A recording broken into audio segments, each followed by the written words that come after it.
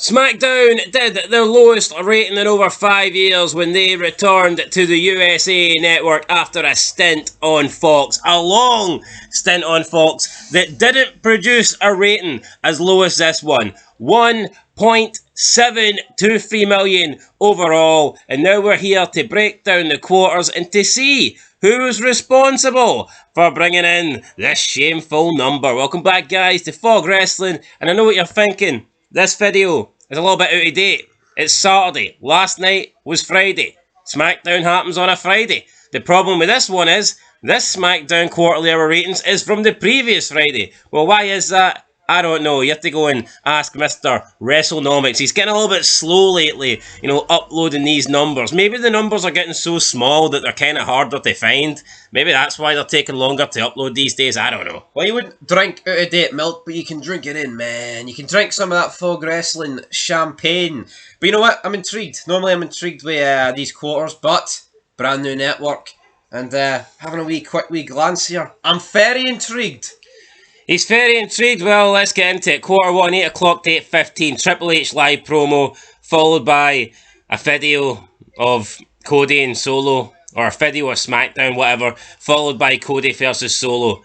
1.561 million. Lowest rated quarter of the show. Had a key demo of 713,000 viewers.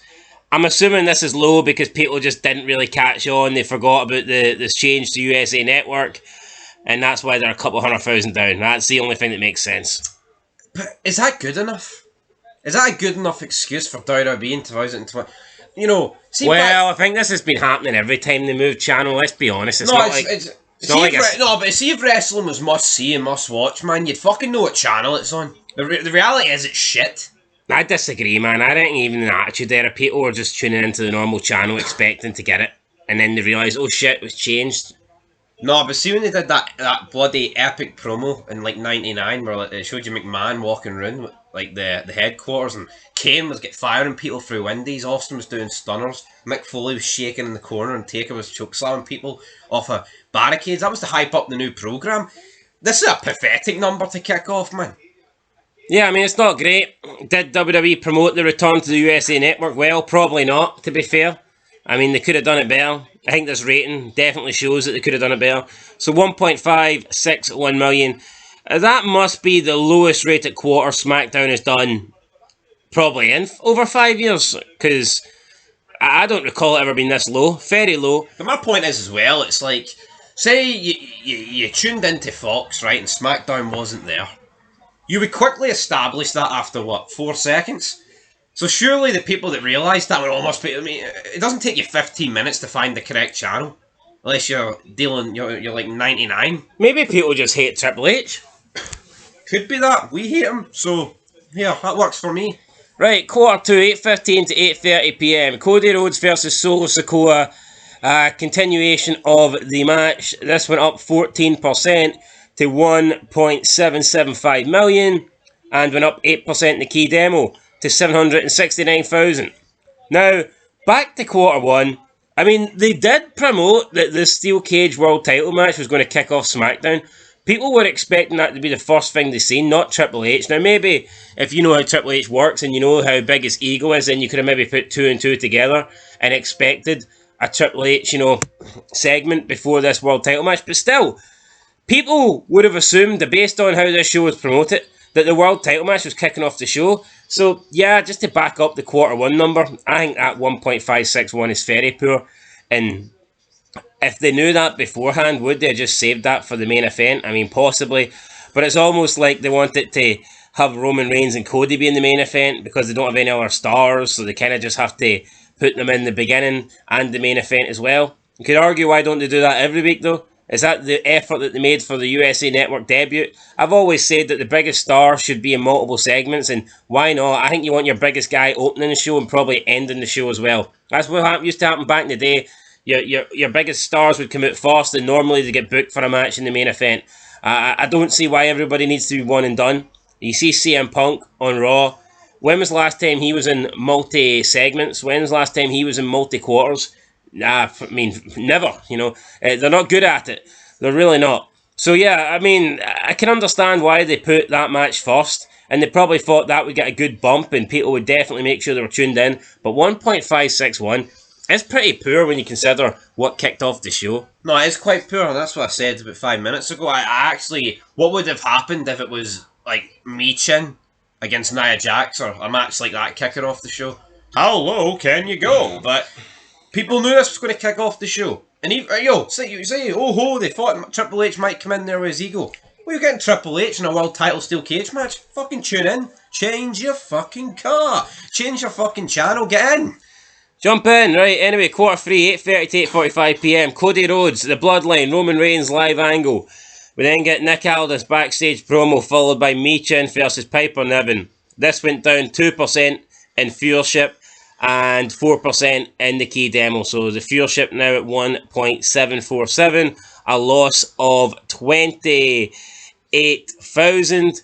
And I'm going to assume that, I mean, this loss came when Michin and Piper Niven came out because just nobody was interested in that, let's be honest. I'm actually surprised it's not more than that, but yeah, we said that. Well, it has been bumped up as well by the Roman Reigns appearance, so... I guess But basically, what Roman Reigns brought in quarter 3, Michin and Piper Niven just lost. Yes. So you're not really seeing any gain here. People could look at this and go, oh, Roman Reigns ain't a draw. He appeared in quarter 3 and the ratings didn't go up. I'm not going to say that. I'm going to say that the ratings probably did go up, but they quickly went back down when people seen that Michin versus Piper Niven was happening. So, I mean, that's what it is. Quarter 4, 8:45 to 9 PM. Michin versus Piper Niven. We got Kevin Owens and Randy Orton teaming up with A to take on A-Town Down. Under minus 3% in viewership, minus 6% in key demo. So again, we're just getting lower and lower and lower here. 9 o'clock to 9:15, quarter 5, Kevin Owens and Orton taking on A-Town Down continues. We then get Cody Rhodes and Nick Aldis in a backstage angle. This was up both 5% in viewership and key demo. 1.783 million viewers and 731,000 in the key demo. It's the top of the hour. You can see again though, SmackDown, they've got two of their bigger guys here in this tag team match that's been promoted. Kevin Owens and Orton, and then they finish the quarter with Cody Rhodes backstage. So, I mean, SmackDown know the score, Triple H know the score when it comes to 2-hour shows. Quarter 1, quarter 5, quarter 8. You got to put your big people in there. That's what they've done this week. Quarter 6, 9:15 to 9:30 PM. We get a video, then we get Nia Jax, Bayley, Tiffany, and Naomi live promo with a Nick Aldis backstage promo. This lost 4% in viewership, down 63,000. Not surprised. Nobody wants to hear Nia Jax go, Bayley, you don't deserve a title, but I deserve a cheeseburger. So yeah, 2% down in the key demo as well. Thoughts? Well, I mean, it's no surprise. We do not like Nia Jax here on this channel, and I mean, Nick Aldis. I remember Nick Aldis came in, right? And we thought, this guy's no bad. This guy smokes Adam Pearce out the water. See if Adam Pearce led off the I need a drink and the overacting, I'd much prefer him to. I think Nick Aldis a fuck. See this, well, it's both of them, but see this gimmick that people aren't allowed to fight? No, he's a fucking worse for it.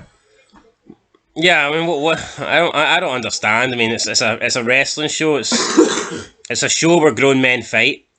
I don't see why we can't have fighting. It's not in the ring. Fucking clipboard, man. He splits up the bloodline and Cody Rhodes in the street a couple of weeks ago. And they made me fucking sick, man, watching that.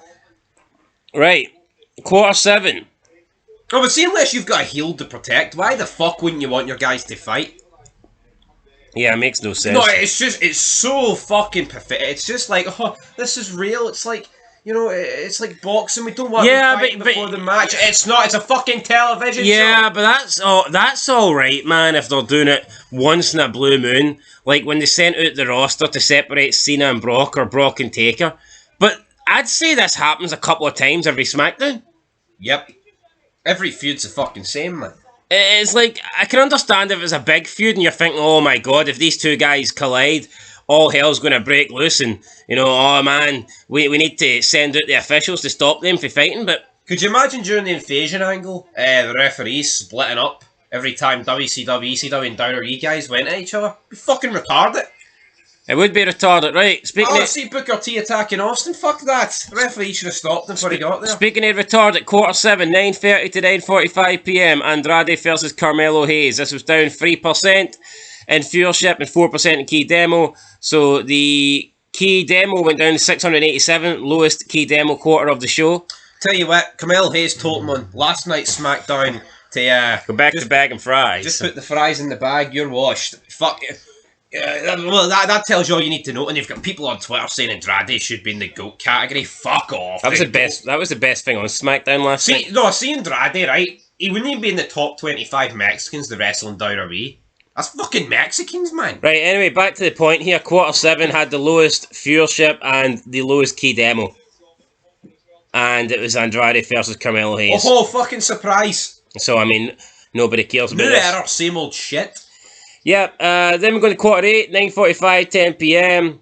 We got a post-match with LA Knight. We got a video with Bianca Belair and Jade Cargill. We got Nia Jax, Tiffany Stratton. Backstage angle. We got the Roman Reigns entrance. We got a Roman Reigns live promo. This went up 8% in viewership to 1.802 million. And it went up 14% in key demo to 783,000 viewers. This was the highest rated viewership quarter and the highest rated key demo quarter. So, I mean, Roman Reigns proving that he's the man on SmackDown. He's the guy that brings in the views. He's the guy that creates the numbers. Certainly not Andrade or Carmelo Hayes. Andrade, ondale. Yes, Roman Reigns is the man. I mean, Cody Rhodes may have the belt, right? But seeing his possession, it's a fucking paperweight. We don't like Roman Reigns that much, but you can clearly tell Roman Reigns has got something about him. He's got the chin at least. I mean, it's more than fucking Cody Rhodes. He's related to The Rock. Yep. I mean, Goldust is related to fucking... Well, Cody Rhodes is related to Goldust. Roman Reigns going on a near 4-year title reign, right, was acceptable enough to me. See Cody Rhodes going anything fucking longer than what he's got right now, it's unacceptable. Yeah, Roman Reigns looks like a star, man. He does. No, he does. You can't deny that. Roman Reigns, Cody Rhodes, and the Bloodline were all involved in the 5-minute overrun, and this seen a small increase. Viewership went up 3,000 in the overrun, and the key demo went up 8,000 in the overrun. So it just goes to show you that this was the best performing stuff of the show, and I mean, we're not surprised. It is what it is. But you know what? Why not just push it back a little bit? See, rather than have an overrun, why not just cancel Andrade versus Carmelo Hayes and have the last 2 quarters just be Roman Reigns? I totally agree with that. No, I don't like the boring, drawn-out promos but or entrances, but you know what? It could have worked. Honestly, man, see, it was a USA Network debut. I think a long Roman Reigns entrance, I think a 10-minute Roman Reigns entrance draws more than Andrade. Well, actually, I know it does. Yeah, see, back in the day, man, when they had Taker come out, as much as I think it's an overrated entrance, I still love it, right? But Cole could just put over all his accolades while he's coming out. You know, it's like, but Andrade and Carmelo Hayes, they interact on last night's SmackDown, right? And they start punching. You just know it's going to lead to another match. What the fuck is Triple H trying? Is Triple H trying to kill us? See, if I was in charge, I'd be looking at this every week and I'd be going, right, see you and you. You're not worth a dime. You're off the show. Yeah, I mean, that's... You're in the dark match or something. Yeah. Like, how can Andrade and Carmelo regularly every week have the lowest quarter, but get 5 matches against each other? You know, it makes... No, but it's the same with the women on Raw, right? There's just rating killers, but for whatever... You know, I'm sick of Remember When, right, and back in the day, but for fuck's sake, man. See when you had people that killed the ratings, they got removed. You never seen them again? Look at fucking Buff Backlund. I was just about to say that. Fucking McMahon, halfway through the match, fucking gets Austin and Angle. Triple H would do that 5 weeks in a row. Triple H would do that 5 weeks in a row if it was him. Anyway, guys, that's it. We'll catch you in the next one. These numbers are pretty poor, but you know what? They were kind of hampered by the first quarter, so who knows what they'll do this week. We'll see you in the next one. Until then, peace.